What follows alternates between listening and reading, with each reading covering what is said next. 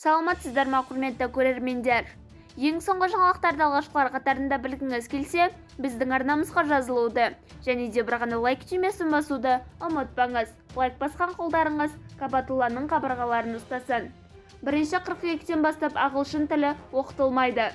Қазақстанда бірінші қыркүйектен бастап ағылшын тілі пәні 2-ші сынып мектеп бағдарламасынан алынып тасталады, деп хабарлайды Ел-Қазақ ақпараттық агенттігі. Ағарту министрлігінің тиісті бұйрығы 24 сәуірге дейін қоғамдық талқылану үшін ашық МХА сайтында орналастырылды. 10-11 сыныптарда шет тілі бойынша сағат саны 1 сағатқа артады. Сондай-ақ бастауыш сынып оқушылары үшін көркем еңбек және еңбекке баулу және бейнелеу өнері болып 2-ге бөлінеді.